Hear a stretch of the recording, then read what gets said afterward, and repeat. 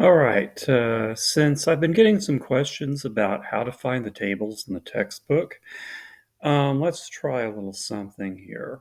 Um, I'm in my kind of faculty view of MindTap. It may look a little different from your view, but many of these icons will be about the same, as far as notes and uh, glossaries and all that other wonderful stuff. But one of the things that is available is something called Full Book, which if you click that, you get something that looks like this.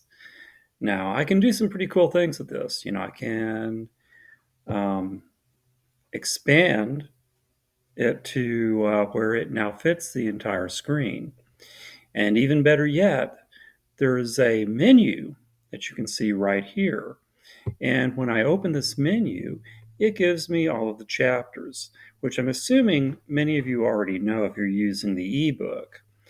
But if you go down enough, you'll find this thing called statistical tables. And all you have to do is click it.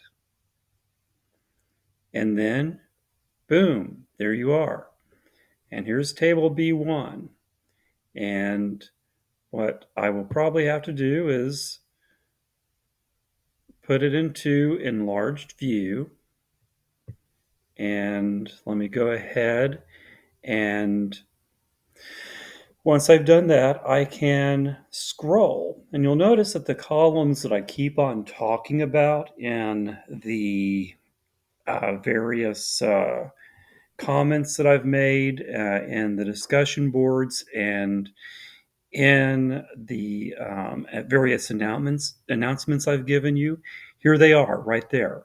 So here's a Z for in column A. So column A has all the Z's that you probably would ever need in your entire lifetime. Okay. You will also notice something called proportion in the body. Okay, and for a positive Z, you can see what that would look like. That would be all of um, the proportion of all the individual scores below that particular Z. If we were dealing with a negative Z, it would be the proportion of all of the scores above it. But let's stick with the positive Z right now because that is what we need most at the moment for assignment 6. Okay. You have column C, which is the proportion in the tails. So for example, if you're dealing with a positive Z, that is the proportion of the scores that are above that particular Z score. Okay. And you've got the mirror image, obviously, when you have a negative Z. Okay. That actually will turn out to be important later on. And then finally, there's this thing called D, which is the proportion between the mean and your particular Z. Okay. And so remember, in a Z distribution, the mean is 0. Okay. And standard deviation, once converted, well, you know that Z is really just simply a standardized standard deviation. Okay. So but you get all the proportion of scores that are in between that mean and that particular Z. And for a negative Z, it's just the mirror image. Okay, so it'll be the same no matter what.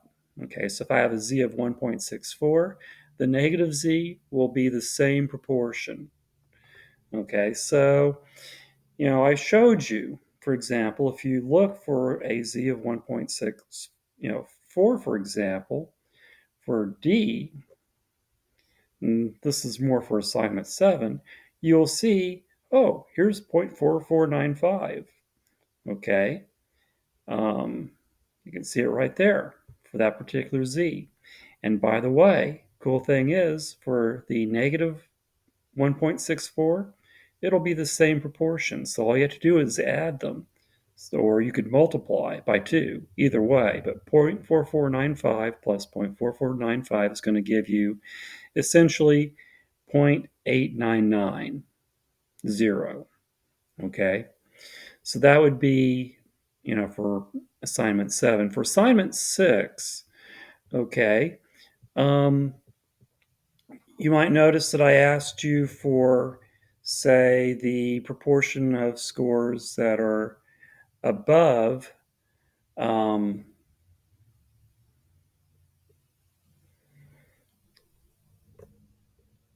2, okay?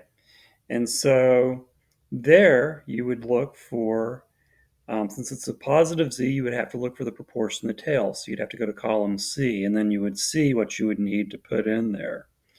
For z of 1.5, where I ask for the proportion of scores below that z, you would look for the proportion in the body. Okay? And so you can go and you can find that number there.